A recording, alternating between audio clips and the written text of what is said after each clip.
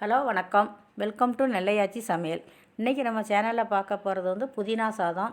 இது வந்து ரொம்ப ஈஸியாக பண்ணிடலாம். நம்ம காய் போட்டு புலாவ் பண்ணுற மாதிரி தான் இது வந்து புதினாவை பேஸ்ட் பண்ணி பண்ணுறோம். இது வந்து பிள்ளைங்களுக்கு வந்து டிஃபன் பாக்ஸில் அடைச்சி கொடுக்கறதுக்கும் ரொம்ப ஈஸி. புதினா வந்து ஈஸியாக ஜீரணமாகும். அதனால் நீங்கள் இதை பண்ணி கொடுங்க. இவ்வளோ தூரம் நெல்லை ஆச்சி சமையலுக்கு நீங்கள் எல்லாம் ஆதரவு கொடுத்ததுக்கு ரொம்ப ரொம்ப ரொம்ப நன்றி. மேலும் சேனலுக்கு நீங்கள் ஆதரவு கொடுங்க. நீங்களும் வீட்டில் செஞ்சு பார்த்துட்டு எப்படி இருக்குங்கிறத எனக்கு கமெண்ட் பண்ணுங்கள், ஷேர் பண்ணுங்கள், லைக் பண்ணுங்கள், சப்ஸ்கிரைப் பண்ணுங்கள். வாங்க நம்ம புதினா ரைஸ் எப்படி பண்ணுறதுங்கிறத பார்ப்போம். இன்றைக்கி வந்து நம்ம வந்து புதினா சாதம் பண்ண போகிறோம். புதினா சாதத்துக்கு தேவையான பொருள் என்னென்னா, இதில் 300 பாசுமதி ரைஸ் எடுத்து கழுவி வச்சுருக்கிறேன். இது வந்து ஒரு கட்டு புதினா, அதை நல்லா ஆஞ்சி நல்லா கழுவி வச்சுக்கோங்க. 2 பெரிய வெங்காயம் எடுத்து அரிஞ்சு வச்சுருக்கிறேன். இது இஞ்சி பூண்டு பேஸ்ட்டு, இது கொஞ்சம் நெய், இது முந்திரி பருப்பு, வேர்க்கடலையை வறுத்து போட்டால் ரொம்ப நல்லாயிருக்கும். இது வந்து உங்களுக்கு பிரிஞ்சி இலை, பட்டை, கிராம்பு, ஏலக்காய், அன்னாசி பூ இதெல்லாம் போட்டால் வந்து உங்களுக்கு வாசமாக இருக்கும். நெய் கொஞ்சம், ரீஃபைண்ட் ஆயில் கொஞ்சம் போட்டு இதெல்லாம் வறுத்துக்கிடுவோம். வறுத்து போட்டால் ரொம்ப வாசமாக இருக்கும். இப்போது எப்படி பண்ணுறதுங்கிறத பார்ப்போம். காரத்துக்கு தேவையானது ஒரு 4 பச்சை மிளகாய் போட்டுருக்குறேன். பச்சை மிளகாய் போட்டு இந்த ஒரு கட்டு புதினா போட்டுக்கோங்க. கொஞ்சம் கொத்தமல்லியும் போட்டு அரைச்சோம்னா நம்ம வாசமாக இருக்கும்.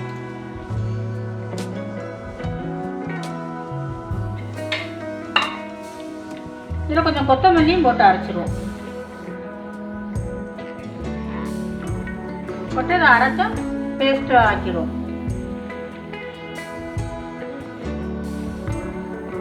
கொத்தமல்லியும் புதினாவும் இந்த பேஸ்ட்டாக அரைச்சி வச்சுட்டோம் பாருங்க. இதை நம்ம வதக்கணும். நம்ம இப்போது முந்திரி பருப்பும் வேர்க்கடலையும் வறுத்து எடுத்துக்குவோம். கொஞ்சம் நெய் விட்டு முந்திரி பருப்பை போட்டு வறுத்து எடுத்துருவோம்.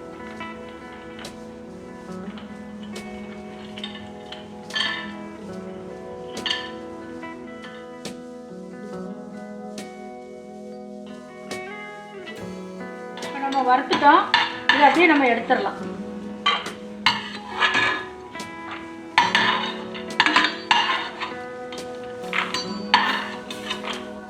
இதில் ஒரு ஸ்பூன் நெய் விட்டுட்டு கொஞ்சம் எண்ணெயும் விட்டு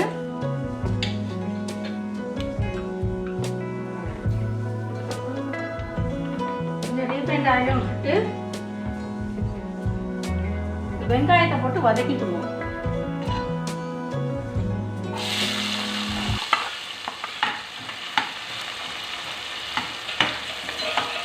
வெங்காயம் நல்லா பொன்னிறமாக வரணையும் கொஞ்சம் வதக்கிக்கலாம். கொஞ்சம் நெய் விட்டால் நல்லா வந்து வாசமாக இருக்கும்.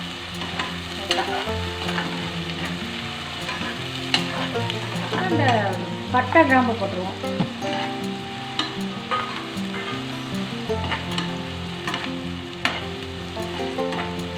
மறந்துட்டேன், பட்டை கிராம்பை போட்டுட்டு தான் வெங்காயம் போடணும்.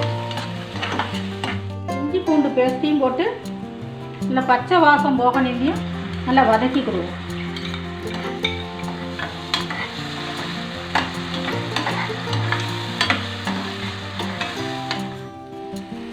இந்த புதினா பேஸ்ட்டையும் போட்டு வதக்கிடுவோம்.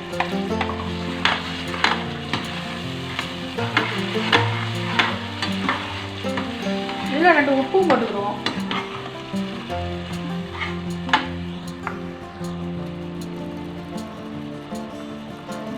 கொஞ்சம் உப்பு போட்டுட்டு கொஞ்சம் மஞ்சள் பொடி போட்டுருவோம்.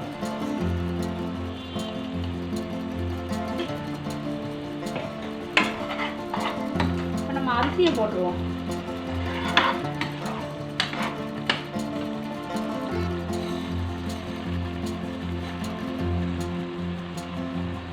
ஒரு கப்புக்கு 1.5 கப்பு தண்ணி, நீங்கள் எவ்வளோ எடுக்கிறீங்களோ அதுக்கு.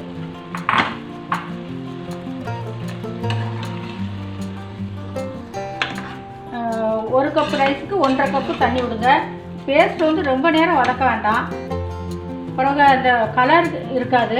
இப்போ நம்ம தண்ணி விட்டுருவோம்.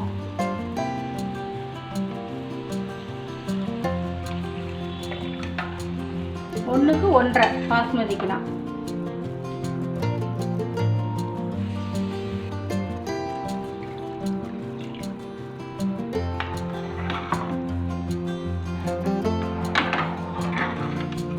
இது ஒன்று போல் கிளறி மூடி வச்சிட வேண்டியதான். 2 விசில் வந்ததும் இறக்கிடலாம். இப்போ 2 விசில் வந்துட்டு ஆஃப் பண்ணிடலாம். ஆஃப் பண்ணிவிட்டு குக்கரை இறக்கி வச்சிடலாம். ஆறுனது எப்படி இருக்குங்கிறத பார்ப்போம். இப்போ பாருங்கள், புதினா சாதம் ரெடி ஆகிடுச்சு. 2 விசில் வச்சு இறக்கிட்டோம். நல்லா உதிரி உதிரியாக இருக்கு பாருங்க, பாஸ்மதி ரைஸ்னாலே. இதில் வந்து நம்ம இந்த முந்திரி பருப்பு தாளிச்சதெல்லாம் போட்டுட்டு 1 ஸ்பூன் நெய் விட்டு கிளறி சாப்பிடலாம். இது வந்து ரொம்ப நல்லதுங்க. புதினா சாதம் வந்து நல்லா செமிக்கவும் செய்யும், உடம்புக்கு நல்லது. நீங்கள் அடிக்கடி பண்ணி சாப்பிட்டு பாருங்கள் எப்படி இருக்குங்கிறது. பண்ணி பார்த்துட்டு எப்படி இருக்குங்கிறது எனக்கு லைக் பண்ணுங்கள், ஷேர் பண்ணுங்கள், கமெண்ட் பண்ணுங்கள், சப்ஸ்கிரைப் பண்ணுங்கள். மீண்டும் அடுத்த ரெசிபியில் உங்களை சந்திக்கிறேன். நன்றி, வணக்கம்.